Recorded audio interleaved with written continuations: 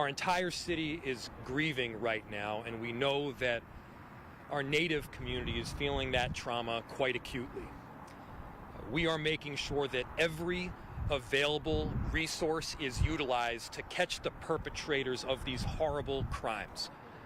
We will be making sure that the people that are responsible for these horrible killings are brought to justice. We're going to be working directly with community members to make sure that we have the right information and that we are doing everything possible to make sure that the people responsible are held responsible. To the families and the friends of the deceased, I cannot tell you how sorry we are. This has been tragic, and I know how much pain they are presently in, and I can't imagine what they're feeling right now. I have directed our chief of police to utilize every single available resource to make sure, again, that the perpetrators of these crimes are held responsible. While we don't have a ton of information yet, we do have several leads that we are presently acting on. We're hearing from community members that what happened last night, we could be seeing today as a retaliation. But regardless, we have leads. We are operating on those leads, and my hope is that shortly we're going to be able to bring the perpetrators of these crimes to justice. The chief will be able to give a bit of additional information, but every available resource is right now out in the field. We are working with a number of different jurisdictions to assist as well. This is unacceptable, and we will not tolerate it in this city. Chief. Thank you, Mayor. I'm going to begin by recapping the investigation that began last night, while noting that we are about 14 and a half hours into it. There is a whole lot of evidence that's been retrieved, numerous leads that are being pursued. However, I am limited in the information that we can disclose. So, to recap last night, 3rd Precinct police officers responded to 3 ShotSpotter activations and multiple 911 calls within the area of the 1500 block of East 25th Street near Bloomington Avenue. Near the alleyway, officers located 3 men and 2 women, all of them suffering from gunshot wounds. 2 men and 2 women were inside of the vehicle at that location. Officers provided immediate medical aid and life-saving efforts, including CPR, until fire and EMS personnel arrived to take over. 2 men and 1 woman were pronounced deceased at that scene. The remaining man and woman were transported to Hennepin Healthcare with life-threatening injuries. Their condition remains the same. Preliminary information indicates that this was a targeted shooting, which means that this was not random. The Hennepin County Medical Examiner will release the identities of the deceased along with the official causes and manners of death. Victim 1 is a male, 28 years of age. Victim 2, a woman, 20 years of age. Victim 3, a woman, 20 years of age. Victim 4, a juvenile male, 17 years of age. Victim 5, a male, 27 years of age. And it is the 20-year-old woman, 17-year-old male, and the 27-year-old male that are deceased from that scene. We are working with urgency to address that shooting that occurred last night. I've been in contact with the U.S. Attorney's Office, as well as the FBI and the U.S. Marshals Service, and they are assisting in that investigation. Since that incident, our investigators have been working diligently, and evidence is actively being reviewed and analyzed. We are following very promising leads, and we remain focused on identifying all those who were responsible. This morning, we have met with community leaders and residents to listen to their concerns and address immediate needs. Additional meetings were scheduled for this afternoon. We are working in partnership with the Metropolitan Urban Indian Directors Association, a coalition of American Indian community leaders. Their collaboration has been instrumental in guiding our community response. In response to this strategy, we have directed additional resources to increase police presence in the area, aimed at restoring a sense of safety and addressing any emergent public safety issues. Violent incidents of this magnitude leave a deep impact, not only on the American Indian community, but on our officers, our investigators, and our community as a whole. Indeed, there are many questions, and we are still in the early stages of both of these investigations. We ask for the public's patience as our investigators follow the evidence to their logical conclusion, thoroughly and carefully. We have consistently highlighted the recent declines in homicides in this shooting as a welcome trend. However, we are acknowledging very clearly, as we did last night, that there is obviously much work to be done. This is a harsh and very painful reminder for our community of that fact. Switching to today, shortly after 1 p.m., Minneapolis police received 911 calls at a shooting on the block behind me. University of Minnesota police, transit police, as well as Hennepin County Sheriff's deputies responded to this scene. They found a male in his 30s and immediately began providing life-saving medical aid. Unfortunately, that male was later pronounced deceased at the scene by EMS. What is even more disturbing than everything else we've already been talking about is that one round from this shooting struck an SUV. It went through the back door of the SUV and passed just beneath the legs of two children in child seats, an infant and a toddler. We've been hearing from people in the community that they believe people know what's going on here. And that's why, just like I said last night, we need people from the community to come forward, even anonymously, and help us. We're tracking leads. I am confident in the law enforcement response that's been going on the last several hours. And I'm confident that we're making very, very good progress in both of these cases. But it is an obvious sign of something the community has been saying that we know all too well, that oftentimes conflicts are being resolved in this manner. And it's completely foolish, and we cannot allow it to stand. Again, that being said, I'll open it up to some questions, but again, I'm limited on the information that we can provide. We are 3 blocks away from where there was a shooting last night.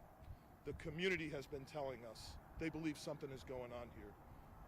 Obviously, we're going to allow the evidence to take us where it is, but of course, we believe that's a strong possibility.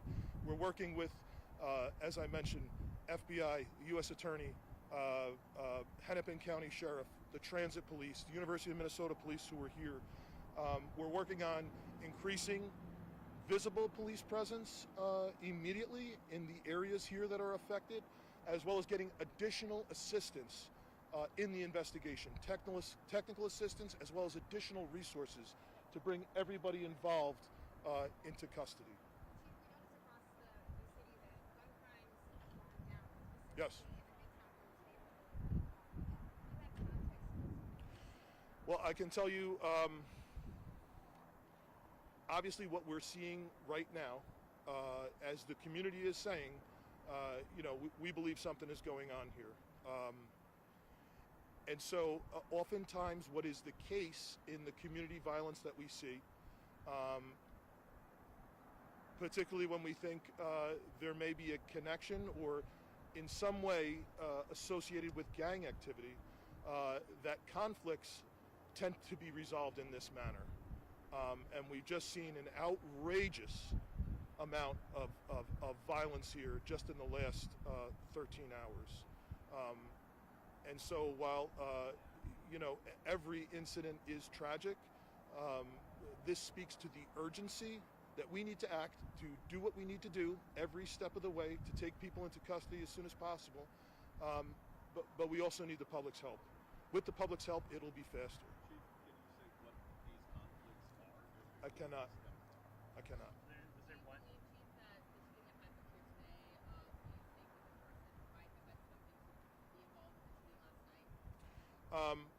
As I said, we are certainly not ruling out that this is related in some way. We're 3 blocks away, community saying something's going on here, We have to follow the evidence. I cannot speculate. You can make your own assumptions based off the facts. I believe to the information that I have, that I know of, all of the victims that I know of, we believe are Native. Yes. Yes. This is one person shot today? Yes, one person shot. And then last night it was just 3, there wasn't a 4th? No, there were. That also died. There are 3 deceased. I gave that in the beginning. There is a male that has been in grave condition since he got to the hospital last night, and there's an additional female with life-threatening injuries in the hospital. Yes. One toddler and 1 infant. Yes. The residents are obviously terrified. I know there's at least one person that was in need of medical aid while I was here shortly after the call came in, and they're very, very deeply affected and traumatized. And so for sure, we're trying to do everything that we can for all of the families and everyone in the community to restore some sense of safety for them as fast as possible. Chief, in terms of resource deployment, are you pulling resources from other precincts in the city right now to we have pulled resources citywide. We are getting help from the Hennepin County Sheriff, from the FBI, the U.S. Marshals. We are asking for additional help from the Sheriff's Office for patrols in general in this area. And I know we even have some help from the Ramsey County Sheriff's Office involving the investigation. I'm not able to speak on that at this time. I don't have information to confirm that, but there was, I believe there was a weapon found on the scene.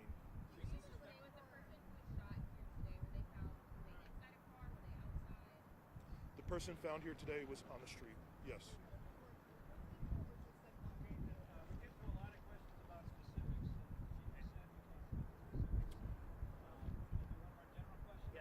Chief, so like how do you put in perspective, the city just went through this record long period without, a homicide in the city, just like in terms of viewing it as a, frustration after this long period, or, still pleased with the work that's been done, how you feel about this having happened? Well, it shows that progress is fragile. And though, I'm confident that we have very good partnerships and sound strategies, that alone is not enough. And so, again, as I was making an appeal for community help, we need everyone to stand up and say this is not okay. We need to continue what we're doing and move forward. And law enforcement will not rest until everyone involved in both of these incidents is brought into custody. And then we're going to need the rest of the system to do its job to make sure they stay in custody. Again, it's frustrating. Every single incident, one victim in and of itself, even if they survive, it's very traumatizing to the family, to the block that they live on, the people who love them, as well as the community at large. And it's just exponentially worse in these cases.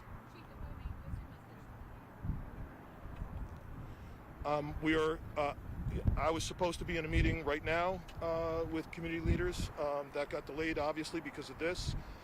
We've met with folks this morning, as well as the precinct inspector, and we're going to continue engaging with community, do everything that we can to help increase their sense of safety. But just, again, the message remains the same, and it's very urgent. Anyone who is able to come forward or to encourage someone else to come forward and provide information, even anonymously, is helpful. But we are on it. Let the Native American community know we are on it. All of law enforcement is on it. This is outrageous. It's absolutely senseless. And it just shows how completely reckless this is. That this is broad daylight out here with a toddler and an infant in a car seat. nearly getting hit by a bullet. It's outrageous. Enough. Chief, Mayor, go. The message to our Native community is that we stand with them. We're going to do everything possible to bring these perpetrators to justice, and to be clear, our city, our police, our entire enterprise will not rest until we get the job done, and we're going to do it hand in hand with them.